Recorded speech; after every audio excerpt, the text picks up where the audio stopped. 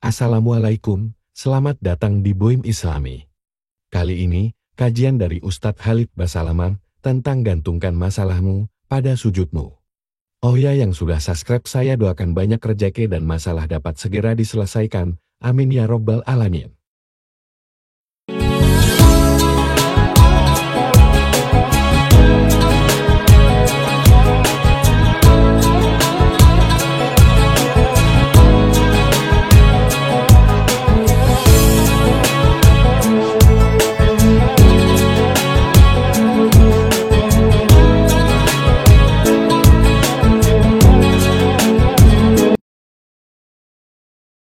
Allah itu sangat sayang dengan kita, teman-teman.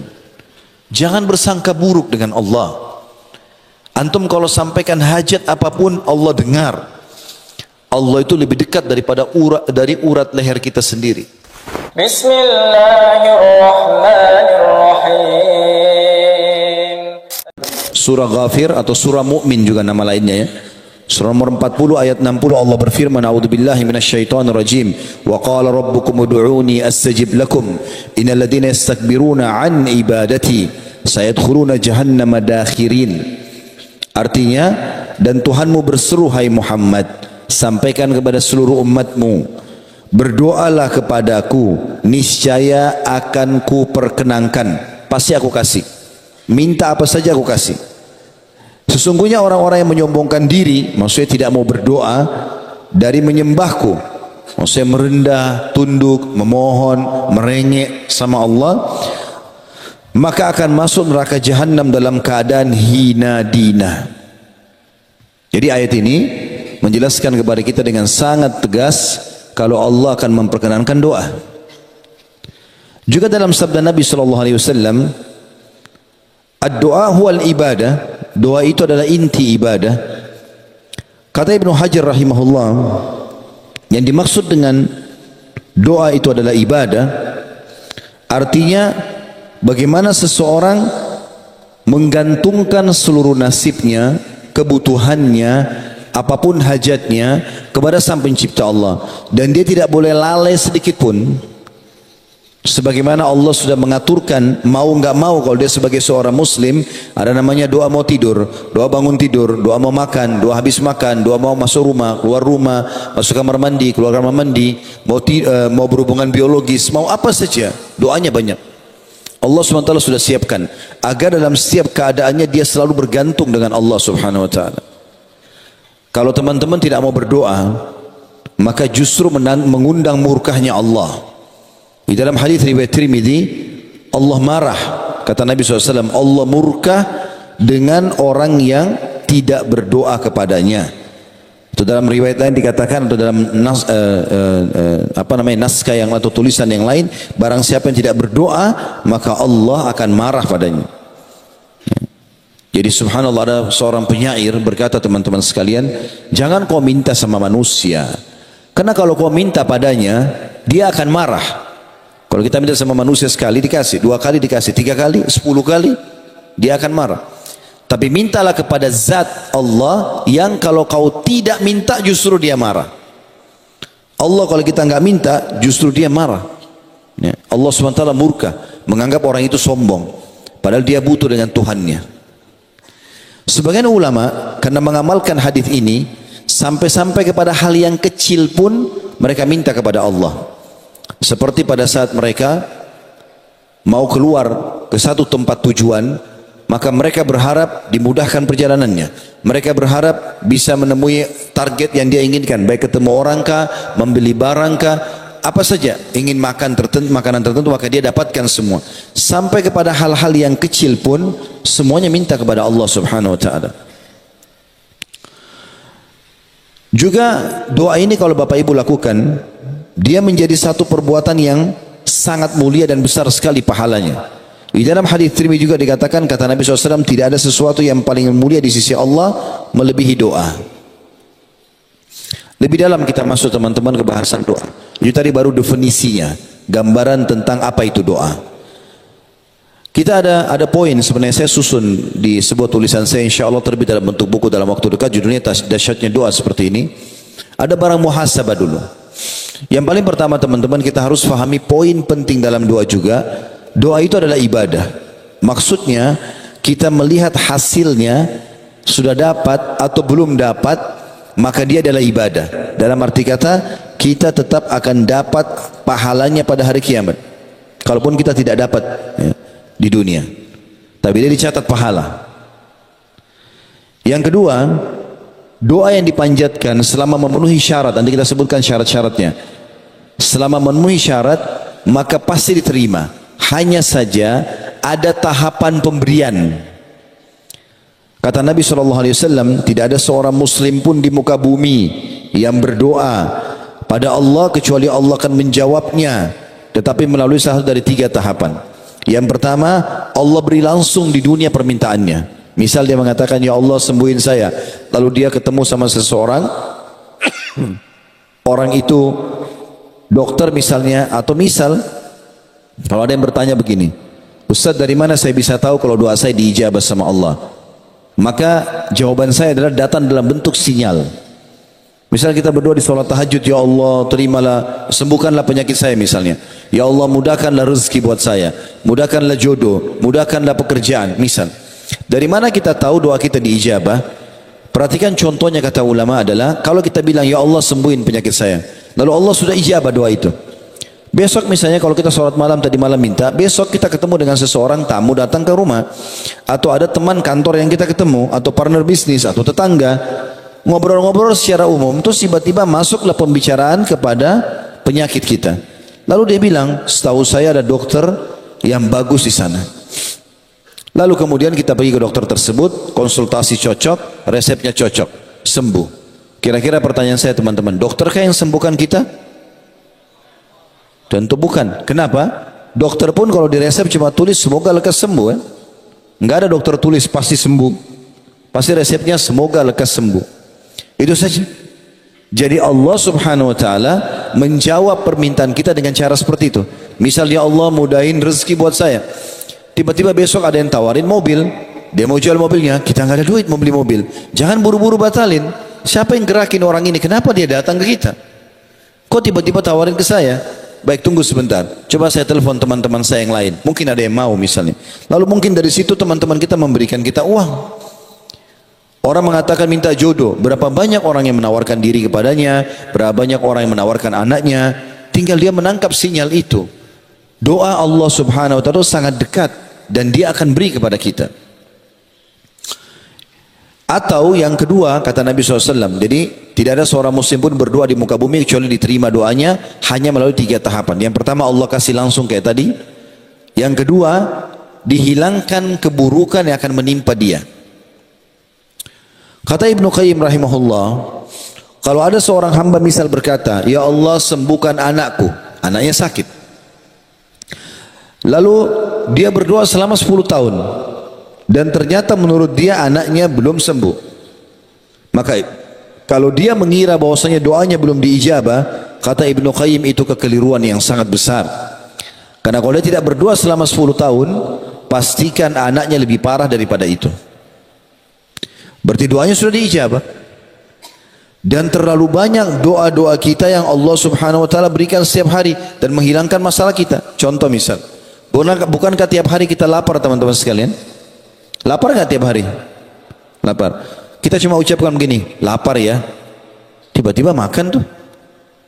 Kita tinggal masuk ke rumah makan, beli, pulang ke rumah makan, minta sama teman dikasih. Kalau tidak makan, tidak mungkin kita hidup sampai sekarang. Kita haus, masalah itu. Tapi kita bilang haus ya, tiba-tiba kita tinggal cari minum. Dapat, berapa tahun kita hidup sekarang? 20 tahun, 30 tahun, 40 tahun, minum terus tuh. Dan itu kebutuhan tiap hari. Hanya ucapin haus, dikasih. Ngantuk, tinggal tergeletak, tidur, diijabah sama Allah. Yang Allah belum kasih teman-teman sebagian kecil dari permintaan kita. Kalau kita kumpulkan semua permintaan kita dalam keseharian, yang Allah belum kasih cuma sebagian kecil. Dan itu pun ada sebabnya. Nanti kita jelaskan itu. Tapi umumnya permintaan kita, itu Allah kabulkan. Dan yang paling banyak di sini, kalau bukan diberikan langsung, Allah SWT hilangkan musibah yang akan menimpa dia. Tahapan yang ketiga, disimpankan untuknya yang dia panen dalam bentuk pahala pada hari kiamat. Di dalam sebuah riwayat yang lain, baginda Nabi SAW bersabda, kalau atau akan datang nanti hamba-hamba pada hari kiamat, dikasih pahala oleh malaikat bergunung-gunung, banyak sekali, dan mereka tidak pernah tahu ini pahala perbuat dari amal apa. Mereka berkata, kata Nabi SAW, dari mana pahala ini? Perasaan kami nggak pernah lakukan ini. Kata para malaikat, ini doa-doa kalian yang kalian ungkapkan di dunia, belum kalian terima jawabannya di dunia. Maka kata Nabi SAW, pada saat itu semua mereka berharap doa-doa yang mereka pernah panjatkan di dunia tidak dikasih di dunia, tapi mereka terima dalam bentuk pahala di hari kiamat yang meninggikan derajatnya di surga. Jadi nggak ada yang sia-sia. Allah Subhanahu wa taala berikan langsung, atau dihilangkan musibah yang akan menimpa dia, atau disimpankan dalam bentuk pahala pada hari kiamat. Lalu kenapa tidak mau berdoa? Pada saat Allah Subhanahu wa taala menelambatkan doa kita di dunia, itu karena Allah Maha Pengasih, lebih tahu mana yang terbaik buat kita.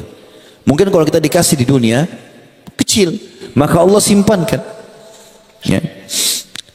Ibaratnya seperti bila anak anda meminta diizinkan untuk bertemu sama temannya. Contoh misal ada anak kita minta beli sesuatu, lalu kita mengatakan, sudahlah nanti nak, nanti ayah atau ibu belikan. Kita mungkin di benak kita ingin membeli sesuatu yang besar buat dia, tapi bagi dia merengek minta sekarang. Kalau sekarang mungkin kita hanya bisa belikan sesuatu yang kecil, tapi kalau dia sabar 3 hari 4 hari ke depan, kita akan bisa belikan yang lebih besar. Kata para ulama, ibaratnya seperti itu. Kita kalau merengek sama Allah, belum dikasih, Allah lebih tahu. Allah sengaja menyimpankan untuk kita sesuatu yang lebih besar. Begitu juga pada saat kita merengek minta supaya diberikan sesuatu, lalu Allah tidak kasih. Allah bukan tidak dengar, karena Allah Maha mendengar. Dan Allah janji tadi dalam surah Ghafir ayat 60, Allah pasti ijabah. Lalu seperti apa memahaminya? Kata para ulama, maka Allah Subhanahu wa taala akan menghilangkan masalah-masalah dia. Seperti misalnya kalau anak kita sedang minta berteman sama seseorang, ada temannya, kita tahu anak temannya ini narkotika, pemabuk, pezina. Anak kita nggak tahu, lalu dia pamit, ayah, ibu, saya mau berteman sama dia, saya mau jalan malam minggu ini. Kira-kira kita sebagai orang tua izinkan nggak? Hah? Izinkan nggak? Benar? Cuma 3 orang yang jawab. Kalau anak kita jelas mau bergaul sama penjahat, pembunuh, pezina, pamit sama kita sebagai orang tua, kita tahu ini anak temannya ini buruk, kita izinkan nggak? Tidak. Kenapa kita tidak izinkan? Karena kita lebih tahu daripada anak ini. Kata para ulama, pada saat seseorang minta sesuatu kepada Allah Azza wa Jal, lalu Allah belum berikan, bisa karena Allah ingin berikan sesuatu yang lebih besar, atau memang kalau diberikan kepadanya malah buruk, malah akan mengganggu dia gitu. Saya kasih contoh berhubungan dengan masalah ini. Ada seorang dokter di Ummul Qura, sudah masuk waktu Isya? Oh. Ada seorang dosen di Ummul Qura, beliau bernama Dr. Muhammad Hafidhahullah. Saya pernah dengar cuplikan ceramahnya, menyampaikan sebuah kisah unik berhubungan dengan masalah doa ini. Dia bilang, ada teman saya sangat soleh, bagus sekali ibadahnya. Satu waktu dia lamar seorang wanita, dan ini bisa diambil pelajaran bagi teman-teman yang masih bujang. Ada bujang nggak hadir sini? Banyak. Kasihan betul. Maka Dr. Muhammad bilang, teman saya ini sangat soleh, ibadahnya bagus, luar biasa, pokoknya udah suka sedekah, bakti sama orang tua, semua kebaikan ada padanya. Satu waktu dia lamar wanita, satu wanita cocok udah, perempuan juga cocok, dilamar, sepakat 3 bulan lagi pernikahan. Subhanallah, 1 bulan berlalu dari masa kesepakatan 3 bulan ini, misalnya Januari dilamar, April akan menikah. Berjalan sebulan, pas sudah lewat Februari, pihak perempuan ini tiba-tiba membatalkan. Tanpa sebab. Nangis-nangis sama orang tuanya, minta batalkan pernikahan. Sampai laki-laki ini disampaikan pada berita, dia tanya orang tuanya, kenapa? Apa sebabnya? Ada kesalahan saya lakukan? Enggak ada. Saya sudah tanya anak saya, kata ayahnya, tetap saya dia tidak mau. Pokoknya intinya batal pernikahan. Di lobi sana sini berusaha bicara sama pamannya, tantenya, nggak ada. Pokoknya anak perempuan ini sudah bulat, batalkan pernikahan. Nangis-nangis, nggak mau makan, nggak mau keluar kamar. Kata Dr. Muhammad, ini kejadiannya unik karena teman saya ini orang soleh. Dia tahu betul orang yang rajin sholat malam, 5 waktu di masjid, luar biasa pokoknya amalnya. Kata dia, temannya merasa, teman saya sudah merasa sudah nggak ada jalan lain, ya sudah dibatalkan pernikahan. Tapi dalam 2 bulan yang tersisa, misalnya tadi kalau kita bilang Januari ke April, bulan Februari sudah lewat dibatalkan, maka bulan Maret sama April ini dia terus berdoa. Anak muda ini terus berdoa. Terus dia berdoa kepada Allah dan doanya selalu, ya Allah kembalikan dia kepada saya, mudahkan saya menikahinya, saya suka dia, jangan sampai saya malu di tengah-tengah masyarakat dan segala macam bahasa. Kata Dr. Muhammad, saking seriusnya teman saya ini berdoa, kalau saya lagi ketemu di masjid antara azan iqamah, selalu aja saya dengar doanya minta kembali perempuan itu. Dan saking kesiannya saya juga bilang, ya Allah kabulkan. Karena luar biasa doanya, merengek-merengek minta nikah sama perempuan ini. Kata Dr. Muhammad, jadi pertanyaan buat saya, 2 bulan dia berdoa berturut-turut, Allah seperti nggak kabulkan. Terbukti setelah bulan hari H pernikahannya yang tadi ditentukan itu yang dibatalkan, lewat perempuan ini rupanya tunggu tanggal itu, lewat tanggalnya dia lamar oleh laki-laki lain menikah. Jadi orang baru melamar tiba-tiba diterima menikah. Pada saat itu dia berhenti berdoa karena sudah jadi istri orang. Rawai lagi antum berdoa, ya Allah matikan suaminya misalnya. Dia berhenti berdoa. Kata Dr. Muhammad, saya subhanallah mengetahui rahasia kasih sayang Allah kepada temanku ini justru setelah perempuan itu menikah sama laki-laki lain. Sebulan pernikahan perempuan itu, kisah nyata di Saudi, sebulan pernikahan perempuan itu, baru sebulan kanker payudara mengenai sebelah kanan payudaranya dan kronis, harus dipotong. Dalam sebulan menikah nggak ada payudara kanan. Bulan kedua kata Dr. Muhammad, rupanya kankernya sudah sangat ganas nyebar ke payudara sebelah kiri, dipotong juga. 2 bulan pernikahan nggak ada payudara. Bulan ketiga perempuan ini ternyata punya masalah di urat saraf bagian belakang kepalanya, sehingga dioperasi dan membuat kedua matanya buta. Bulan keempat perempuan ini meninggal dunia. Kata Dr. Muhammad, subhanallah, yang telah menyelamatkan teman saya dari perempuan itu dengan caranya. Andai saja dia yang menjadi jodohnya, mungkin dia akan sibuk dan lebih sedih lagi karena melihat keadaan istrinya seperti itu. Sangka baik dengan Allah teman-teman sekalian. Allah itu zat yang lebih sayang kepada kita daripada ibu kita sendiri. Di dalam sebuah hadis Bukhari disebutkan bahwasanya Nabi SAW ini pada saat selesai perang Hunain, merebut mengalahkan suku Hawazim, hampir seluruh wanitanya suku Hawazim, anak-anaknya, hartanya jadi rampasan perang semua. Kalah mereka dengan muslimin. Ada satu ibu ini masih masa menyusui, bajunya basah dengan ASI. Dia jalan, rupanya sahabat Nabi Ridwanullahi alaihim memisahkan antara tawanan anak-anak dengan tawanan ibu-ibu perempuan. Dipisahkan masing-masing. Ibu ini keluar dari tawanan perempuan, pergi ke tempat tawanan anak-anak kecil. Nabi SAW waktu lihat, Nabi bilang kepada para sahabat, perhatikan ibu ini, apa yang dia mau lakukan. Rupanya ibu itu angkat anak kecil, dibalik, terus dilihat sama dia. Bukan anaknya rupanya, ditaruh lagi. Dia maju lagi, angkat lagi anak satu, dibalik, bukan anaknya. Rupanya dia lagi cari anaknya nih. Terus saja dia mengangkat anak sampai ditemukan anaknya akhirnya. Dari sekian ratus anak kecil, akhirnya ditemukan sama dia. Begitu ditemukan anaknya, langsung dipeluk sama dia, di depan orang-orang semuanya. Pada saat itu lagi panas cuaca, debu berterbangan, orang lagi pada keringatan. Dia masukkan anaknya ke dalam pakaiannya, ditutup, gitu kan? Kemudian disusui sama dia. Subhanallah, ibu ini sudah tidak malu lagi di depan orang. Bagi dia temukan anaknya. Dan bagi dia anaknya lagi butuh susu, disusui sama dia walaupun ditutup dalam bajunya, gitu kan? Tidak ada yang lihat tentunya. Tapi Nabi SAW dan sahabat tahu ibu ini lagi nyusui anaknya. Kata Nabi SAW, saya mau tanya kalian kepada para sahabat, kalau kita bakar api unggun, lalu kita minta ibu itu lempar anaknya ke api, mau nggak dia lempar? Kata para sahabat, tentu tidak ya Rasulullah. Lihat kasih sayangnya dia sama anaknya begini, nggak bakal dia bunuh anaknya gitu. Kata Nabi SAW, ini pesan Nabi.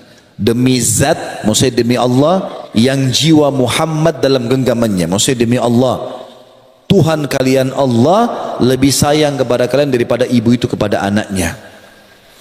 Allah itu sangat sayang dengan kita teman-teman. Jangan bersangka buruk dengan Allah. Antum kalau sampaikan hajat apapun Allah dengar.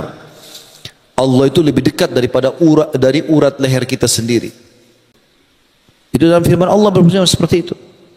Dan para sahabat saking fahamnya poin ini, sampai-sampai kalau sendal mereka putus, dalam banyak riwayat mereka angkat tangan ke langit sambil mengatakan, ya Allah, sendal saya putus, gantikanlah. Sendal minta sama Allah. Kita kadang-kadang berpikir nanti kalau penyakit kronis baru minta sama Allah. Tidak teman-teman sekalian. Kita kalau mau pakai baju ada doanya, lepas baju ada doanya, mau tidur ada doanya, hal kecil pun minta kepada Allah. Allah kalau kita minta tidak akan melemparkan obat dari langit kalau minta sembuh. Tapi Allah mudahkan kita ketemu sama dokter yang cocok, obat yang cocok sembuh. Sebagaimana sudah saya jelaskan tadi. Teman-teman sekalian, kita akan masuk ke syarat diterimanya doa. Masih ada waktu dari azan Isya? 10 menit. Baik. Ada kurang lebih yang saya susun ya. Ini sepengetahuan saya, tentu mungkin masih ada yang lain. Allahu a'lam. Tapi saya susun kurang lebih ada 9 syarat diijabahnya doa. Yang paling pertama adalah ikhlas. Apa itu ikhlas teman-teman? Lawan riya. Kapan kita melakukan ibadah untuk makhluk supaya dipuji, kita lagi berdoa setan bisikin, tuh orang di sebelahmu lagi lihat, berdoalah lama-lama. Sujudlah, jangan angkat kepalanya, tunggu lagi dilihat, tunggu di foto, tunggu ini dan itu. Waswas syaitan. Dan ingat, semua ibadah kata ulama akan terlintas riya. Yang paling pertama syaitan lintaskan riya dulu. Karena riya ini senjata pamungkas. Kata Nabi SAW, al-yasiru minar riya syirk. Sedikit saja riya, mau pamer, melakukan ibadah karena makhluk, maka sudah syirik, ditolak sama Allah. Makanya teman-teman kita harus menjaga keikhlasan ini. Kalau dasarnya ibadah itu diperintahkan oleh Allah di depan umum, kita kerjakan depan umum. Kalau dasarnya diperintahkan tersembunyi, sembunyikan. Contoh, kita kayak hadir di majelis ilmu begini, rame-rame, sholat berjamaah, haji, umrah, jihad, memang begitu. Cari nafkah, kita di luar, memang depan umum. Tinggal kita kontrol niat kita ikhlas. Tapi kalau ibadah itu memang dasarnya tersembunyi, kayak sholat tahajud, sholat duha, zikir, orang tidak dengar, berdoa, jangan dipamer, jangan dibilang, jangan diperlihatkan ke orang lain. Selesai, nggak ada yang tahu. Saya berbagi di poin ini teman-teman sekalian. Abdullah bin Mubarak rahimahullah, salah satu ulama tabi'in yang masyhur dengan kesolehannya. Dia subhanallah, kalau lakukan satu ibadah, dia kebanyakan selalu tutup mukanya dengan imamah. Jadi kepalanya di imamah, ada sisa kainnya ditutup lagi wajahnya. Termasuk di kancah jihad. Satu waktu pernah pasukan muslimin berangkat untuk melawan pasukan Romawi. Di zaman beliau. Abdullah bin Mubarak ini ulama besar, ya. Maka dia berada di belakang sekali pasukan. Dan dia sengaja pakai imamah yang tebal, lalu alisnya ditutup sama dia.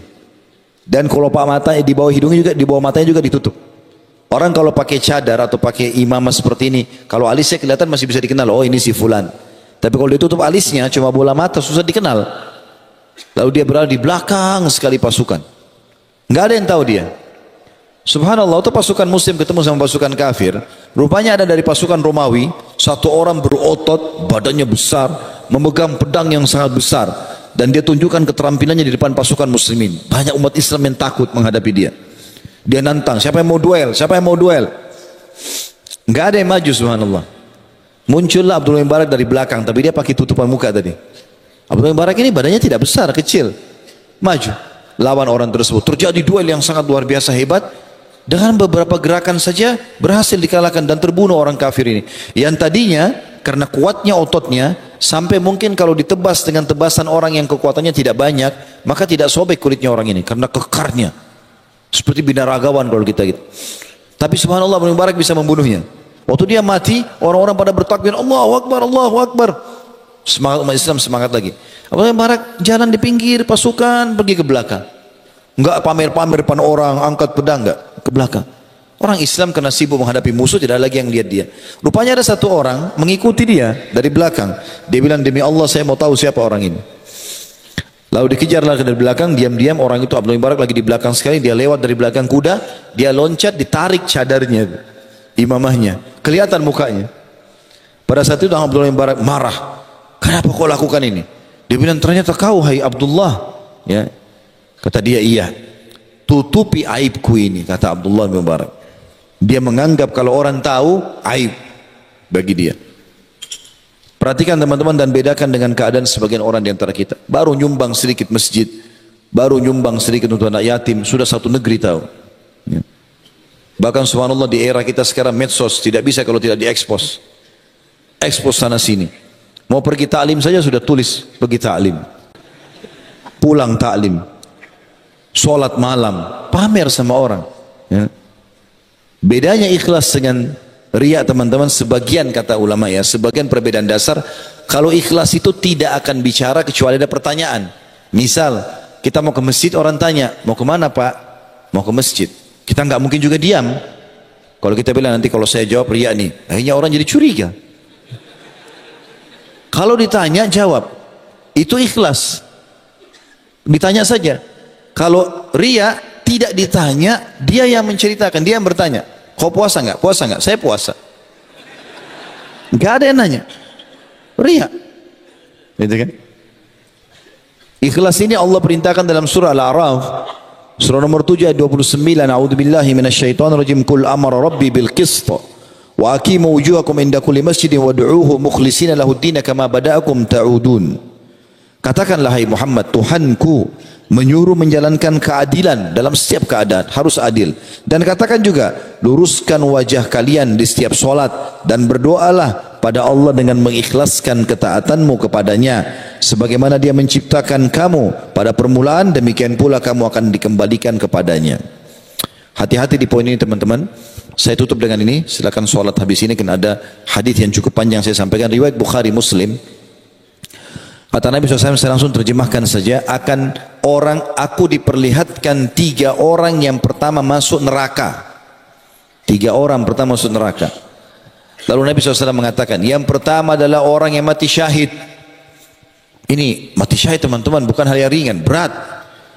Ya, kalau kita laki-laki ini, fahami kita harus ke medan jihad, tinggalkan istri, tinggalkan pekerjaan, masuk di medan perang, bisa tangannya terputus, bisa matanya tercongkel, bisa disiksa, bisa segala macam. Iya kalau langsung mati, kalau enggak sulit untuk mendapatkan itu, dan itu pun harus ikhlas, kalau enggak jadi masalah. Kata Nabi SAW, orang yang pertama dilempar ke api neraka bukan orang kafir, orang yang mati syahid. Lalu Nabi SAW jelaskan, Allah datangkan dia, kemudian Allah perlihatkan kepadanya segala macam nikmat, dari badannya yang kekar, sifat keberaniannya, keterampilan perangnya, biaya yang dia keluarkan, segala macam. Akhirnya Allah Subhanahu wa taala memperlihatkan dan dia kenal nikmat-nikmat itu semua. Lalu Allah tanya, apa kau gunakan? Di mana kau gunakan ini semua? Keberanianmu, kekuatan ototmu, keterampilan perangmu, hartamu, di mana? Dia bilang, ya Allah, enggak ada satupun kesempatan untuk berjihad di jalanmu kecuali aku lakukan. Dan itu aku lakukan karena kamu. Kata Allah SWT, kau telah dusta. Di hari kiamat gak bisa lagi orang bohong. Kau telah dusta. Kau berperang supaya kau dikatakan seorang yang pemberani, dan sudah diucapkan. Kau sudah dapat itu pujian orang. Maka Allah memerintahkan dia, memberikan malaikat untuk menyeret wajahnya di bawah, di tanah, lalu dilempar ke api neraka. Teman-teman, pujian orang yang selama ini dikejar oleh orang riya ini hanya sepanjang lidahnya. Ini saja. Kamu hebat ya, kamu soleh ya, kamu soleha, oh kamu dermawan. Ini sepanjang lidah. Pujian orang gak membuat perut kita kenyang, gak membuat wajah kita tambah tampan, gak membuat harta kita bertambah, gak ada manfaatnya, gak buat apa-apa. Ada orang semalam suntuk sholat malam, besok pagi cerita sama teman di kantor, hilang semalam suntuk dengan 2-3 kalimatnya. Untuk apa? Apa manfaatnya? Dan ini kata Nabi SAW, dia mati syahid karena dia mau dikatakan seorang pemberani. Sudah diucapkan. Sudah dapat, oh itu perang panglima, itu kesatria, itu segala macam. Yang kedua, yang Allah berikan kepadanya Al-Quran. Riwayat lain, Al-Quran dan ilmu agama. Lalu dia mengajarkan ke sana sini. Kemudian Allah datangkan dia, diperlihatkanlah. Pada saat pertama dia nuntut ilmu, kemudian pada saat pertama dia mengajar, pertama dia hafal surah Al-Quran sampai dia jadi hafidh Quran. Lalu Allah tanya, apa yang kau kerjakan dengan ilmumu dan Al-Quranmu ini? Ya Allah, tidak ada kesempatan untuk mengajarkan ilmu kecuali aku lakukan, dan tidak ada kesempatan baca Quran kalau aku baca di siang hari dan malam hari karenamu ya Allah. Kata Allah, kau dusta, kau belajar agar kau dikatakan seorang alim, ulama, dan kau belajar dan kau baca Quran supaya kau dikatakan qari, pembaca Al-Quran, gitu kan? Dan sudah diucapkan, tapi kau dusta, maka diseret wajahnya, dilempar ke api neraka. Bayangkan hafidh Quran dan dai. Yang ketiga adalah orang yang Allah berikan, kata Nabi SAW, harta yang melimpah, segala macam jenis harta ada sama dia, semua jenis bisnis dikuasai sama dia, sampai kaya raya, dan dia sibuk berinfak. Allah perlihatkan di hari kiamat, dia tonton semuanya, dia kenal nikmat itu. Allah tanya, apa yang kau kerjakan dengan harta ini? Ya Allah, aku tidak melihat sebuah kesempatan pun untuk berinfak kecuali aku berinfak di jalanmu karena kamu ya Allah. Kata Allah, kau telah dusta, kau berinfak agar kau dikatakan jawad, dermawan, dan sudah diucapkan, lalu kemudian diseret wajahnya, dilempar ke dalam api neraka. Ya, sudah masuk waktu ya. Baik, saya tutup dengan kisah ini. Subhanallah teman-teman, kita lihat bagaimana orang-orang yang riya tidak diterima amalnya. Rahasiakan, tahu dan yakin Allah maha lihat. Sifat Allah Al-Basir, malaikat di kiri kanan mencatat, tidak pernah istirahat, tidak pernah capek, dan semua tercatat dilihatkan pada hari kiamat. Sampai orang kafir, Allah katakan dalam Al-Quran akan mengatakan hari kiamat, a'udzubillahi minasyaitonir rajim, ma li hadzal kitab la yughadiru saghiratan wala kabiratan illa ahsaha. Buku apa yang kami terima ini? Buku amal hari kiamat. Tidak bisa membedakan mana yang kecil, mana yang besar. Apa kata sebagian ulama tafsir? Dari pertama kita jatuh dari rahim ibu kita, tangisan pertama, kedipan mata pertama, yang ke-10, yang ke-100, yang ke-1 juta, sampai kita meninggal, semuanya terlihat. Dan sebagian ulama di zaman sekarang mengatakan, jangan pernah bayangkan buku amal kita seperti buku yang biasa kita baca. Bukan begitu. Kalau di zaman sekarang, kalau tentu bapak-bapak dan ibu sekalian yang hidup umurnya di atas 25-30 tahun lah pasti sudah tahu itu. 20 tahun yang lalu, 25 tahun yang lalu tidak ada handphone. Kita masih pakai telepon rumah. Kita nggak pernah berpikir handphone seperti sekarang sudah jadi perpustakaan berjalan. Apa saja kita mau ada di handphone. Kita bisa bicara sama orang di ujung dunia dengan pakai video call sekarang. Luar biasa. Kita bisa simpan semua data, bisa transfer uang, bisa segala macam dari sini. Maka teman-teman sekalian, kita harus fahami fasilitas yang Allah SWT berikan semua ini untuk digunakan di ketaatan kepada Allah Subhanahu wa ta'ala, bukan pada kemaksiatan. Dan bagaimana kita menunggangi semua ini untuk lebih dekat kepada Allah Subhanahu wa ta'ala.